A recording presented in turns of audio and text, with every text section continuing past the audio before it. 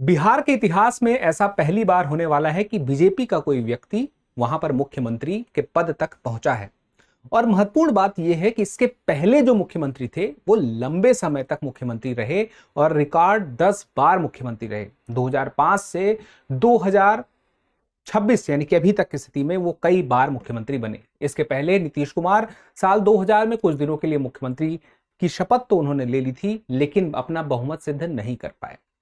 अब जैसे बात हमने की है कि नए मुख्यमंत्री को लेकर के जो एक नाम है वो सामने आ चुका है, सम्राट चौधरी का, जो कि बिहार राज्य के मुंगेर जिले से संबंधित है। अब एक बड़ी बात यह है कि ये चूंकि बीजेपी से कोई व्यक्ति पहली बार बना है, तो क्या बनने की प्रोसेस में नीतीश कुमार ने क्या इनका नाम रिकमेंड कर दिया होगा और सीधे ये मुख्यमंत्री बन गए होंगे? तो ऐसा नहीं है। एक प्रक्रिया है, संविधान का एक दायरा है, कुछ प्रक्रियाओं और उन दायरों के बाद ही कोई व्यक्ति मुख्यमंत्री बनता है।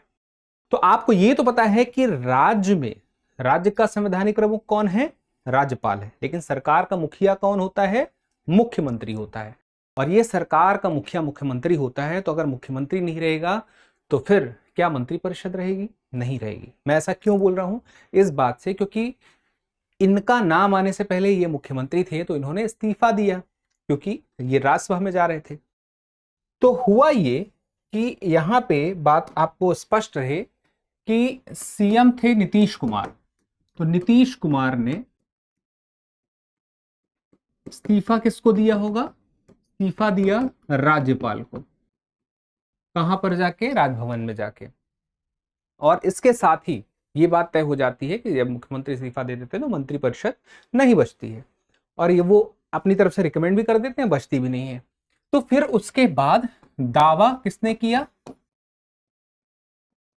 सम्राट चौधरी ने।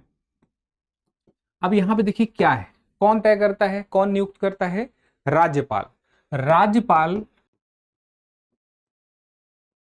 किसको नियुक्त करेंगे? सीएम। और ये बात कहां लिखी है? संविधान में लिखी है।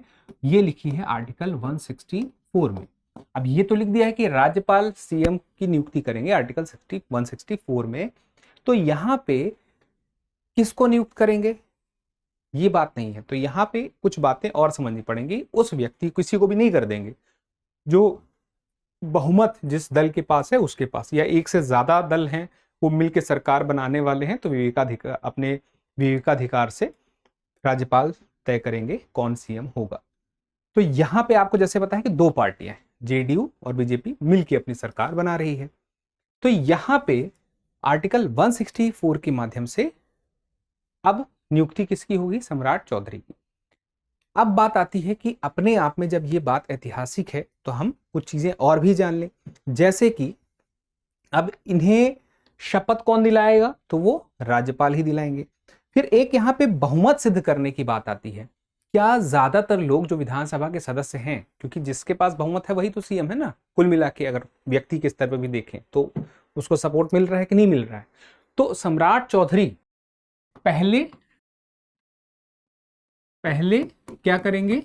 शपथ ग्रहण करेंगे, और उसके बाद में फिर क्या होगा कि इन्हें अपना बहुमत सिद्ध करना पड़ेगा। यानी कि बहुमत पहले सिद्ध नहीं करना है। अब बहुमत पहले सिद्ध नहीं करना है तो इसी वजह से ऐसा पहले भी हो चुका है कि शपथ ग्रहण किसी ने की और बहुमत सिद्ध नहीं कर पाया। अब क्या कोई व्यक्ति पार्टी में है तभी वह मुख्यमंत्री बन सकता है, या कोई व्यक्ति, पार्टी की बात नहीं मैं तो कर रहा हूं, विधानसभा की बात कर रहा हूं कि विधानसभा का सदस्य है तो क्या तभी वह मुख्यमंत्री बन सकता है? तो ऐसा भी नहीं है। ये बात भी तय है कि कोई भी व्यक्ति जो योग्य है वह मुख्यमंत्री, उसे नियुक्त किया जा सकता है पार्टी के कहने पर, यानी कि बहुमत के सदस्यों के द्वारा कहने पर। लेकिन यहां पे एक बात तय होगी कि 6 महीने के अंदर विधानसभा की सदस्यता उसे लेनी पड़ेगी, नहीं तो उसका पद भी चला जाएगा। अब बात आती है मुख्यमंत्री के कार्यकाल और शक्तियों के बारे में भी जानने की।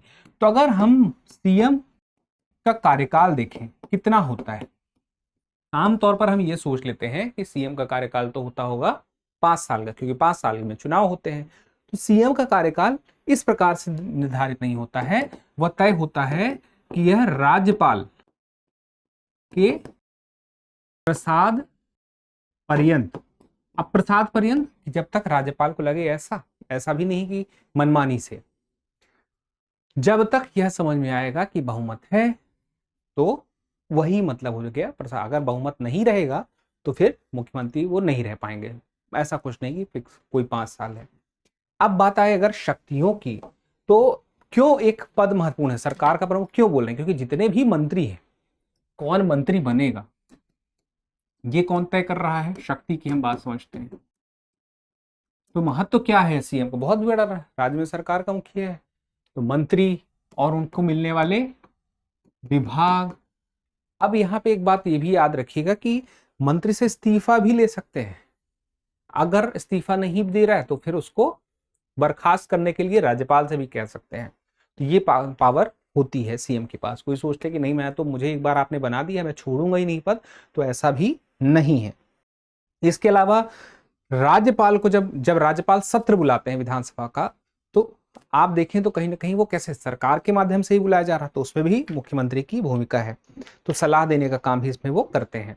इसके अलावा अन्य कई काम तो है ही, सरकार के मुखिया हैं तो यहाँ पे ये पद महत्वपूर्ण है। इसकी प्रक्रिया कहाँ से आती है 164 से, और किस प्रकार से कुछ चीजें हैं जो बड़ी महत्वपूर्ण थी। और एक महत्वपूर्ण बात ये थी कि हालिया अपडेट जो है नए नाम के साथ, उस नाम को भी आपको याद रखना है जो अभी इस्तीफा दिए हैं, यानी कि नीतीश कुमार, और राज्यसभा के सदस्य बन चुके हैं। तो आपके लिए एक छोटा सा सवाल है कि राज्यसभा का सदस्य बनने के लिए कौन कौन सी योग्यताओं की आवश्यकता होती है, जो होनी ही चाहिए। चलिए, तो इसका जवाब जरूर दीजिएगा। हम मिलते हैं अगले सेशन में। तब तक के लिए आपको स्वस्थ रहना है, मस्त रहना है, पढ़ते रहना है, और महत्वपूर्ण जानकारियों के लिए चैनल को सब्सक्राइब कर लेना है। और एक छोटा सा सवाल आपसे एक ये भी है, किस अनुच्छेद के आधार पर राज्यपाल मुख्यमंत्री की नियुक्ति करता है? आर्टिकल 163, 164, 165 या 166? कमेंट करके जवाब दीजिए। धन्यवाद। अब एग्जाम की तैयारी को और बेहतर करने के लिए हमारे चैनल को लाइक, शेयर और सब्सक्राइब करना ना भूलें।